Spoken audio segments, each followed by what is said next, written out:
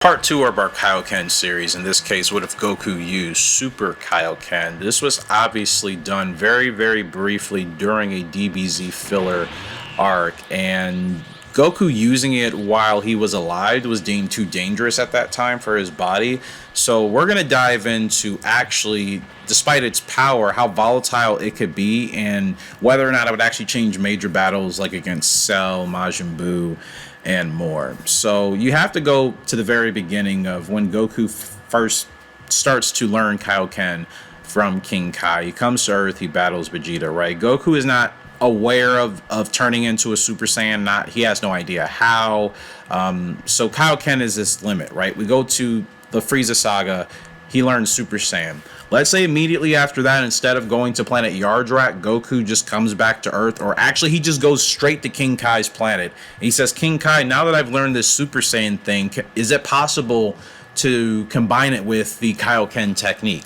This is where Super Kaioken obviously comes into its culmination. And I think King Kai actually being responsible and accountable for training Goku in that specific technique in that art, I think it would be more plausible for him to actually be able to do that in battle long term after visiting King Kai for what I would assume would probably be, knowing Goku, weeks, maybe months, depending on how complicated it is for him to actually maintain the intensity and the amplifier of Kaioken while just learning how to maintain this Super Saiyan body.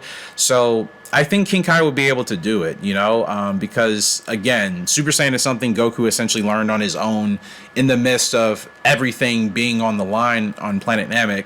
And obviously Kaioken is something that King Kai taught him. So I think those two things would have to coexist in that world for that to actually work effectively. But it's something I wish we could see in today's Dragon Ball in some context with Goku. But I don't think there's obviously as much of a purpose now as it would have been back during that time. Because again, if you look at Majin Buu, if you look at Perfect Cell, you look at Cell for beginners. If Goku had learned the technique again in between Planet Namek's destruction and Perfect Cell obviously getting to his ultimate perfect form, Goku can learn Super Kaioken essentially with the Super Saiyan transformation intact right then and there. He takes that power and that amplifier into the battle with Perfect Cell.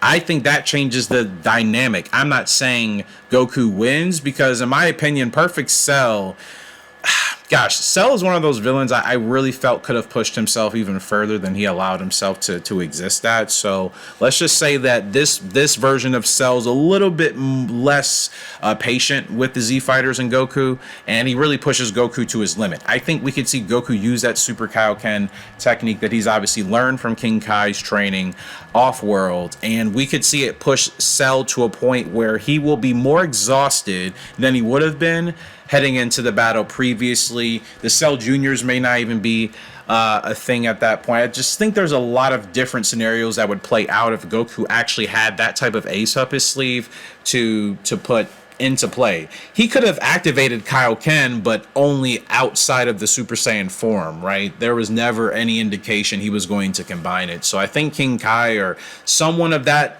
essence, but at that time King Kai would have made the most sense, right? I think that would have been the way Goku would have learned it, because that's more or less kind of what I think happened in the DBZ filler arc situation, or at least that's what's happened in that context of what isn't really considered quote unquote canon. I get so sick of that conversation in 2025. I think most of it now, Toei Toriyama, before he passed away unfortunately, he has now kind of made a lot of things canon. So I just, like, for what it's worth, I think it's just better to consider most things are. This one is a little bit more on the nose. Most may not say it is, and I get it, but that's just my thoughts. If you want to even go further to Majin Buu, come on, man. I mean, if you're talking about Super Saiyan 3 with Kaioken, yeah, that's insane. That might be able to destroy Buu, but what? With a Super Kamehameha or you know what I mean? So, like, it has to be something really, really, really powerful. Buu was unrelentlessly strong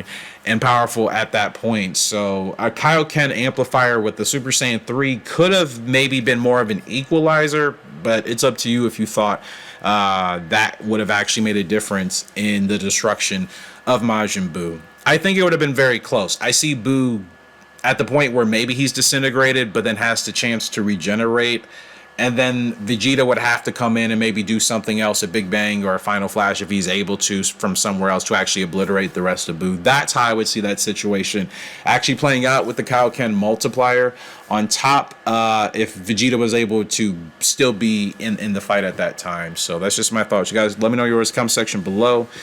Man, yeah, this one could turn into a series, and it might actually do that. I told you guys I'm planning a lot of what ifs to come to this channel, some long stories that I actually want to do. So I'm just kind of getting some niche content out there, some niche ideas and concepts I've kind of thought about, and I'm just like, I wonder what they would think about this. So feel free to let me know your thoughts, comment section below.